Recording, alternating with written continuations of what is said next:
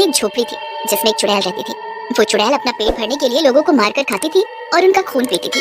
एक दोपहर एक आदमी उसी झोपड़ी के पास से गुजर रहा होता है। तभी उसे कुछ आवाजें सुनाई देती हैं। आओ हुजूर, तुमको सितारों में ले चले, चाहे कुछ भी हो जाए तुम्हें हम लेकर जाए।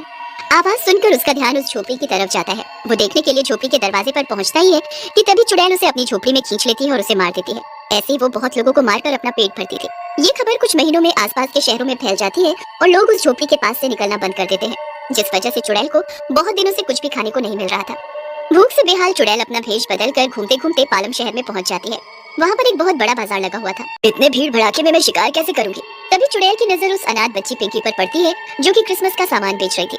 चुड़ैल पिंकी की दुकान को ध्यान से देखती रहती है और सोचती है, ये क्या बेच रही है? इन सब का क्या करते होंगे लोग?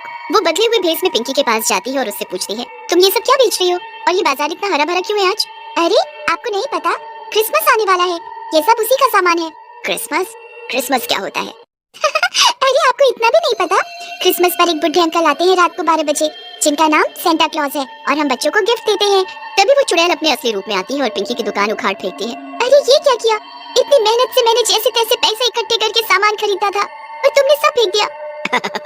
मैं इतने दिनों से भूखी हूँ, मैं अपना खाना ढूंढने आई हूँ यहाँ, ना कि दूसरों को खाना देने। मैं सबका खा जाऊंगी। वैसे भी बहुत दिनों से कुछ खाया नहीं मैंने। चुड़ैल को देखते ही सब लोगों के हक्के बक्के छूट जाते हैं। पूरे बाजार में अफरा तफरी मच जाती है। चुड़ैल ये सब देखकर जोर जोर से हंसती है। भागो भागो कहाँ तक भागोगे? आज कोई नहीं बचेगा। कहीं तक भी भाग लो, कोई फायदा नहीं है। सब शिकार बनेंगे आज मेरा। फिर चुड़ैल पहले एक आदमी के घर में जाती है और उसे भी खा जाती है। फिर वो गुस्से में दूसरे घर में जाती है और छत में आग लगा देती है और एक बूढ़ी औरत को खा जाती है। ऐसा करते करते वो आगे बढ़ती है और पूरे शहर में धीरे धीरे लोगों को मारने लगती है। किसी का हाथ कहीं फेंक देती है तो किसी के कटे पैर कहीं पड़े मिलते हैं। पर जो लोग घरों में सोए पड़े थे उन्हें पता ही नहीं था कि ये रात कितनी भयंकर बीत रही थी। तभी उस घर की छोटी बच्ची आसमान में चुड़ैल को उड़ते हुए देखती है और चिल्लाकर बोलती है, मम्मी मम्मी वो देखो, आसमान में कोई उड़ रहा है।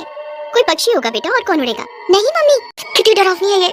और वो जोर जोर से चिल्लाने लगती है, बचाओ बचाओ, हमारे शहर में चुड़ैल आ गई है। तभी चुड़ैल जोर जोर से हंसने लगती है और अपने मुंह से आग निकालती है। सभी यहाँ से वहाँ भागने लगते हैं। ऐसा करते करते वो एक घर के पास से गुजर ही रही होती है कि उसे किसी के रोने की आवाज आती है। वो पीछे मुड़कर देखती है तो वहाँ पेड़ के नीचे एक छोटी सी बच्ची बैठी थी और फूट फूट कर रो रही थी। अरे मेरे डर से सब यहाँ वहाँ भाग रहे हैं, मेरे खौफ में लोग परेशान हैं, पर ये कौन है जो इतने आतंक के बाद भी एक ही जगह बैठी हुई है? चुड़ैल उस बच्ची के पास जाती है और उससे पूछने लगती है, क्या तुझे मुझसे डर नहीं लग रहा? सब मेरे खौफ से डरे हुए हैं और तू यहाँ बैठकर रो रही है। वो छोटी बच्ची वही पिंकी थी। चुड़ैल की शक्ल देखकर वो उसे पहचान जाती है। मैं क्या करूंगी घर के अंदर जाकर, और कैसा डर? और मैं आपसे डर भी खाऊं तो किससे जाकर बोलूं कि मुझे बचाए आकर? चुड़ैल ये सुनकर एक पल को सोच में पड़ जाती है। क्यों, तेरे माँ बाप कहाँ हैं? उन्हें तेरी चिंता नहीं है क्या? मेरी मम्मी